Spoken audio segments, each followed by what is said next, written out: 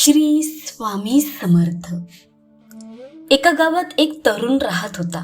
त्या तरुणाची मोठी स्वप्ने आणि काही इच्छा होत्या. या जगात प्रत्येक जण आनंदी असला पाहिजे अशी त्याची इच्छा होती. प्रत्येकाकडे पैसा असला पाहिजे, प्रत्येकाने प्रामाणिकपणे काम करावे, कोणीही उपाशी झोपू नये आणि सर्वांनी आनंदी राहावे. त्याने ऐकले होते की आपण जे काही विचार करतो ते तसेच घडते आणि आपल्या इच्छा या विश्वाने, या ब्रह्मांडाने पूर्ण केल्या आहेत.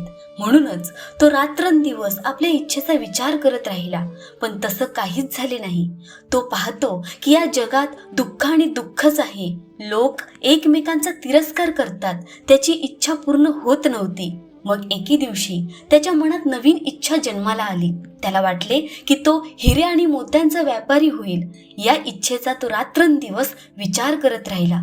कुठून तरी हिरे मोती शोधून त्यांच्या सोबत मोठा व्यवसाय सुरू करेन असं त्याला वाटलं. मग कुठून तरी कोणीतरी श्रीमंत व्यक्ती येईल असे त्याला वाटले आणि तो त्याला काही हिरे आणि मोती देईल आणि तो त्याच्या व्यवसायात त्याला मदत करेल. मी मोठा व्यापारी होईन आणि तो गृहस्थ, माझं लग्न त्याच्या मुलीशी करून देईल. मग माझ्या आयुष्यात फक्त आनंद असेल. तो रात्रंदिवस असे काल्पनिक विचार निर्माण करत असतो, पण काहीही तसे झाले नाही. जेव्हा त्या तरुणाच्या वडिलांना समजले की आपल्या मुलाला हिरे मोत्यांचा व्यापारी व्हायचा आहे, तेव्हा त्यांना खूप आनंद झाला. वडिलांनी आपली काही मालमत्ता विकली आणि 3 हिरे आणि 3 मोती मुलाला दिले आणि म्हणाले, मुला, मला माहीत आहे की तुला हिरे आणि मोत्यांचे व्यापारी व्हायचे आहे. मी तुझ्यासाठी खूप आनंदी आहे. मी माझी अर्धी मालमत्ता विकून तुझ्यासाठी हे 3 हिरे आणि 3 मोती विकत घेतले आहेत. तू यासह व्यवसाय सुरू कर. तू नक्कीच यशस्वी होशील. मग मला खूप आनंद होईल. पण हे 3 हिरे आणि 3 मोती त्या मुलाला कमी वाटत होते. त्याला प्रश्न पडला की या हिऱ्या मोत्यांचे काय होणार? किमान 1000 हिरे आणि मोती असावेत. मोठं दुकान असायला हवं होतं. माझ्या हाताखाली काम करण्यासाठी मलाही काही लोक हवे होते.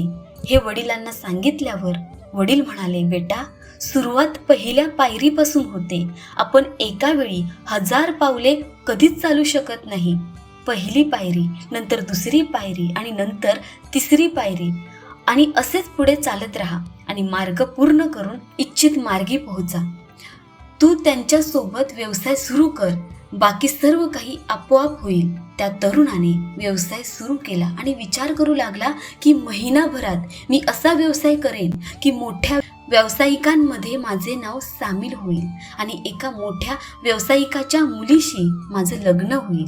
मग इथे माझ्यासारखा उद्योगपती राहणार नाही. पण असे काही झाले नाही. महिनाभरातही त्याचे 3 हिरे मोती कोणीही विकत घेतले नाहीत. तो निराश झाला. आता काही होणार नाही असे त्याला वाटले. तो मोठा उद्योगपती होऊ शकत नाही. आपल्या मुलाला निराश झालेले बघून वडील आपल्या मुलाला म्हणाले, निराश होण्याची गरज नाही. आधी मार्केट समजून घेतले पाहिजे. परिस्थिती समजून घेतली तरच आपण बाजारात एखादी वस्तू विकत घेऊ शकतो, विकू शकतो. बाजारात कोणत्या प्रकारची हिरे आणि मोत्यांची मागणी आहे हे तुला कळाले पाहिजे. बाजारात कोणत्या प्रकारची हिरे आणि मोत्यांची मागणी आहे हे जेव्हा तुला कळेल तेव्हाच कोणीतरी तुझ्याकडून हे हिरे मोती विकून घेऊन जाईल. मुलगा म्हणाला, बाबा, मला हे कळले होते, पण हे 3 हिरे मोती विकूनही मी ते विकत घेऊ शकत नाही. त्यासाठी आणखीन पैशांची गरज आहे. वडिलांनीही उरलेली संपत्ती विकून पैसा जमा केला आणि ते आपल्या मुलाला दिले आणि म्हणाले, बेटा, आता आमच्याकडे राहण्यासाठी एवढीच जमीन शिल्लक आहे. हे पैसे घे आणि काही चांगले हिरे आणि मोती खरेदी कर. आता भविष्यात आमची परिस्थिती चांगली होईल की वाईट हे तुझ्यावरती अवलंबून आहे. त्यासाठी तू खूप मेहनत कर. कोणतीही कसर सोडू नकोस. मुलाने ते 3 हिरे आणि मोती विकले आणि वडिलांनी दिलेल्या पैशातून आणखीन 2 हिरे आणि 2 मोती विकत घेतले. पुन्हा व्यवसाय सुरू केला आणि विचार करू लागला की माझ्या या हिऱ्या मोत्यांची दूरपर्यंत चर्चा होईल आणि राजा स्वतःहून माझे हिरे मोती विकत घ्यायला येईल आणि तो हुशार मुलगा पाहून राजा आपल्या मुलीचे लग्न माझ्याबरोबर लावून देईल. पण 1 महिना झाला, पण कोणीही त्याच्याकडे आले नाही. त्याच्या हिरे मोत्यांमध्ये कोणीही रस दाखवला नाही. तो पुन्हा निराश झाला आणि वडिलांकडे आला आणि म्हणाला, बाबा, मी व्यापारी होण्यास योग्य नाही. तुम्ही हे दोन्ही हिरे ठेवा, मोती ठेवा.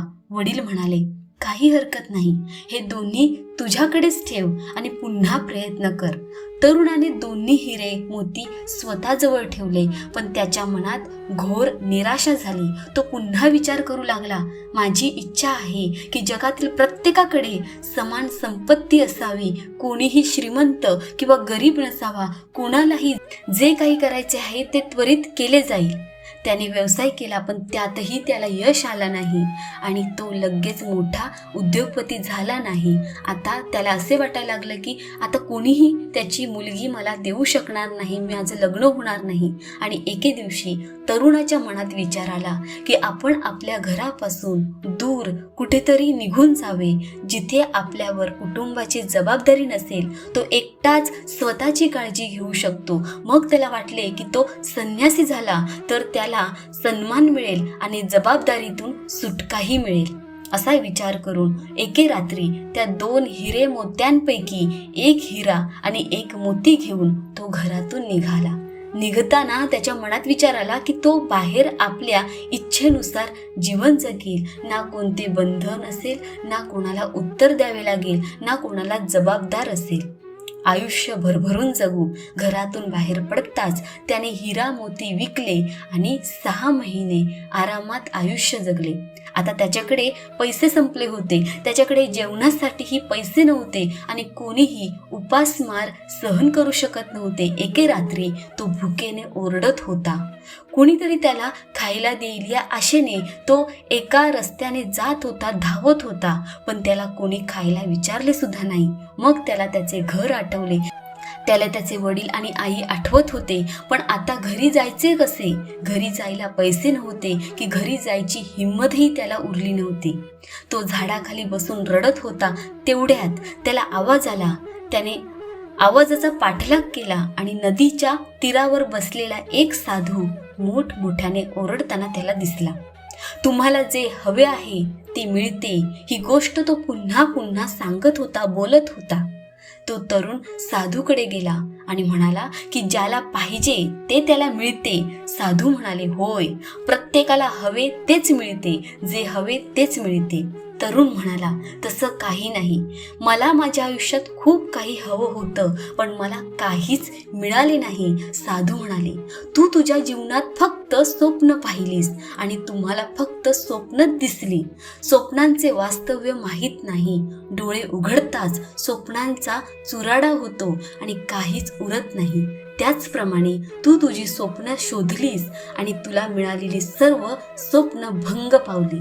स्वप्न मोडायची असतात. तरुणाने विचारले, स्वप्न पाहणे आणि इच्छा करणे चुकीचे आहे का? साधू म्हणाले, नाही, स्वप्न पाहणे चुकीचं नाही. एखादी गोष्ट हवी असण्यात काहीच गैर नाही.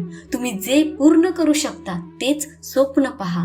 तुम्ही जे मिळवू शकता, ज्यासाठी तुम्ही काम करू शकता, ज्यासाठी तुम्ही कष्ट करू शकता, तेच केले पाहिजे आणि तेच हवे आहे. स्वप्न मोठे आणि इच्छा मोठी असली तरी फरक पडत नाही, पण ते तुमच्या नियंत्रणात आणण्याची हिंमत तुमच्यात असली पाहिजे. त्या इच्छेबद्दल आणि त्या स्वप्नांबद्दल तुमच्या मनात कोणतीही शंका नसावी. तरुण म्हणाला, साधू महाराज, मी काय करू जेणेकरून मला जे हवे आहे ते मिळेल? साधू म्हणाले, काल्पनिक स्वप्नांच्या दुनियेतून बाहेर पडा आणि आपल्या क्षमतांना प्रत्यक्षात सत्यात उतरा. तुला काय हवंय ते तूच सांग. तो तरुण म्हणाला, मला हिरे मोत्यांचा मोठा व्यापारी व्हायचा आहे. साधू म्हणाले, फक्त हे काम खूप सोपे आहे आणि तुम्ही ते अगदी सहज करू शकता. तो तरुण सहज म्हणाला, पण कसं? मी हे आधी पाहिलं आहे, हे आधी केलं आहे. मी प्रत्येक वेळी नापास झालो आहे. साधू म्हणाला, मी तुला हिरा आणि मोती दिला असता. व्यवसाय सुरू करून त्याला नक्कीच यश मिळेल. हात पुढे करा. तरुणाने हात पुढे केला. भिक्षूंनी त्या तरुणाच्या हातावर थोडी वाळू ठेवली आणि म्हणाले, पहिला हिरा घ्या. तरुण म्हणाला, हिरा कुठे आहे? ही तर वाळू आहे. तुम्ही मला वेडा बनवत आहात का? साधू म्हणाले, ही वाळू नाही, ही वेळ आहे आणि वेळ कोणासाठी थांबत नाही. हात सरळ करताच ते खाली पडेल आणि तो हिरा कुठेतरी आहे ज्याचा वापर करून तुम्ही काहीही करू शकता. तुम्ही अगणित हिरे बनवू शकता.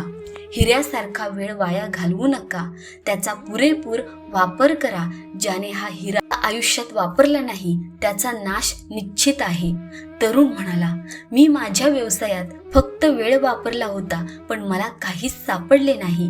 नेहमी वेळेचा वापर करून काहीही मिळत नाही. साधू म्हणाला, यासाठी मी तुला आणखीन एक मोती देतो. आणि साधूने त्या तरुणाच्या हातावर एक खडा दगड ठेवला आणि म्हणाला, हा तो मोती आहे ज्याचा वापर करून तुम्ही तुमच्या वाईट काळातही तुमचे स्वप्न, तुमची इच्छा पूर्ण करू शकता. तरुण म्हणाला, हे काय आहे? साधू म्हणाले, हा मोती संयमाचा आहे. जर तुम्ही काळाच्या हिऱ्यातून नफा मिळवू शकत नसाल तर तुम्ही संयमाचा मोती वापरावा. जेव्हा मानव वेळेचा आणि संयमाचा पुरेपूर वापर करतो तेव्हा ते त्यांना हवे ते साध्य करू शकतात. तुम्हीही मोठे उद्योगपती होऊ शकता. एकदा वापरून पहा. मी तुम्हाला खात्री देतो, तुम्हाला जे हवे आहे ते नक्कीच मिळेल. तरुणाला खूप भूक लागली होती. त्याने आपल्या पिशवीतून काही अन्न त्या तरुणाला खायला दिले आणि थोडे पैसे दिले आणि म्हणाले, याचा मला काहीच उपयोग नाही, ते तुझ्यासाठी उपयुक्त आहेत, तुम्ही ते वापरू शकता. त्या पैशाच्या मदतीने तो तरुण आपल्या घरी परतला आणि त्याने आई वडिलांची माफी मागितली. वडिलांनी अजून एक हिरा आणि एक मोती जपून ठेवला होता. तरुणाने वडिलांकडून मोठा हिरा आणि मोती मागितला आणि पुन्हा व्यवसाय सुरू केला. एक छोटा व्यापारी होण्यासाठी त्याला 3 वर्षे लागली, पण यावेळी त्याने वेळ बरोबर संयमाचा वापर केला. पण पुढच्या 2 वर्षात तो एक मोठा उद्योगपती झाला आणि लग्न सुद्धा केले, पण एका गरीब कुटुंबातील एका गरीब मुलीशी, जे त्याला स्वतःला आवडले, कारण पैशामुळेच त्याला लग्न करायचे होते. आता त्याच्याकडे भरपूर पैसा होता. त्याचप्रमाणे आपल्या आयुष्यातही आपण इच्छा करतो, पण त्या पूर्ण करण्यासाठी वेळेचा वापर करत नाही. आपल्या इच्छा अशा आहेत की त्या आपल्या आवाक्याबाहेर आहेत. त्यांना आपल्या आत उतरणे सोपे नाही, पण ते अशक्यही नाही. जसे कोणी म्हणतात की या जगातील सर्व लोकांनी प्रामाणिक व्हावे, पण माणूस त्यासाठी प्रयत्न करतो आणि त्याच्या प्रयत्नांनी तो आपले स्वप्न बऱ्याच अंशी साकार करू शकतो.